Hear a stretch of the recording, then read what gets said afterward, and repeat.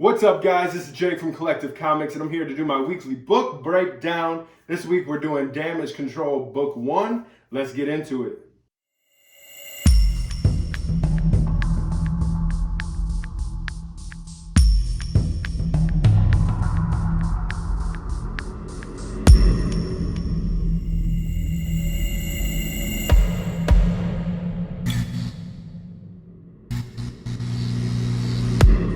From the creator of TV's The Goldbergs, Marvel's unsung heroes finally get sung. After the mega-powered battles of Hulk-level catastrophes, Damage Control is always there to clean up the mess and get things back to normal. But Damage Control is much more than just a glorified cleanup crew, and this new series will pull back the curtain and reveal the secret inner workings that were previously only available to people with clearance level 8. We'll witness it all through the eyes of Gus, a fresh-faced, eager newcomer to the company who has no idea how chaotic his life is about to become. Adam Goldberg and Hans Randinoff team up with Will Robson to take you into the secret labyrinth of Damage Control, where it's totally common to run into familiar faces like Moon Knight, Nightcrawler, She-Hulk, and more. Plus a second story by Damage Control's creator, Dwayne McDuffie's mixed spouse, Charlotte Fullerton, as the Damage Control crew must clean up after the Infinity Gauntlet. On the cover, we see Nightcrawler, Quicksilver, Moon Knight, She-Hulk, Ghost Rider, and Gus the Intern. Throughout the issue, we get to see people like Howard the Duck, Wolverine, Nick Fury, Spider-Gwen, and so much more.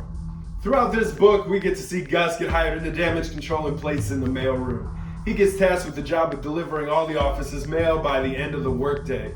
As we see him take his cart and jump in an elevator, headed to a mysterious 13th floor, he gets stuck in there with Ghost Rider, which doesn't bode well for his ice cream cake you see melting through the box.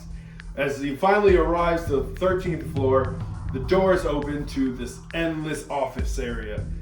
This is created by Mr. Fantastic. It's a pocket dimension so they can fit in all the offices and things like that. So he's overwhelmed by the amount of ground he's got to cover with his mail cart before 5 o'clock. He finally gets to the office where he delivers the ice cream cake. It's all melted, it's all smashed, it's not looking good. And the dude is like, "You haven't delivered any of this mail yet?" And it's getting close to the end of the day. We see Nightcrawler come in, grab him, and he's teleporting all over the office, dropping mail, dropping envelopes, dropping packages. And they finally get finished. The clock ticks 5 p.m. The workday's over. Gus looks down and there's a letter. It's a memo on the floor. He missed one envelope and he thinks that can't be much trouble. So he shreds the thing, sends it through the paper shredder. He thinks he did a good job for his first day. He walks out the door and the whole place is in chaos. Turns out that memo would have stopped the Crow from bombing and exploding and blowing up the earth. So they're all freaking out and they gotta find this thing. They jump into a dumpster, they're looking for all the pieces so they can piece them back together. And then Quicksilver comes and he finds everything, he puts them together. So by the end of the day, the job is done and they decide maybe the mailroom isn't right for Gus. The end of this issue follows another young intern as his mom shows up to Damage Control HQ, wanting to tour, wanting to look around. She's really treating this like she's visiting her son that she just recently sent off to college. Visited him for the first time. So they hit up the gift shop. She decides to buy 2 of everything in the shop. In this, she ends up picking up the Reality Stone. She throws it around her neck like a necklace, and Thanos senses this. She transforms into a monster, defeats Thanos, and then comforts him for his loss. It's a really interesting storyline in my opinion. I thought it was funny. If you like it, if you're interested in it, check out this book. It's Damage Control 1. I enjoyed this issue, especially the beginning where Moon Knight was trying to order a coffee and the barista's calling him Moob Knife. I thought that was pretty funny. I'm pretty optimistic and I like a lot of the comedy in a lot of these superhero movies, comics, and shows. As long as it's not too out of pocket and too crazy and doesn't make the character sound dumb, stuff like that. Other than that, I like the artwork. I like the book. I think this is 1 of 5, so if you want to see me break down some more books in this series, let me know in the comments below.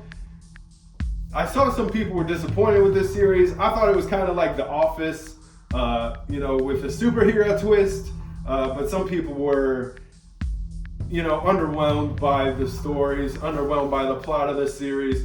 They probably haven't seen the last episode of She-Hulk yet. But if you want to know what else we think about She-Hulk, we're actually recording a podcast this week. I think it came out yesterday.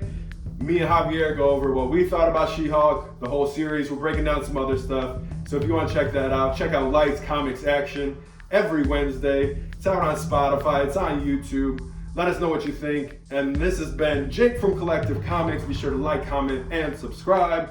Check out the Patreon for bonus content. And this has been Collective Comics.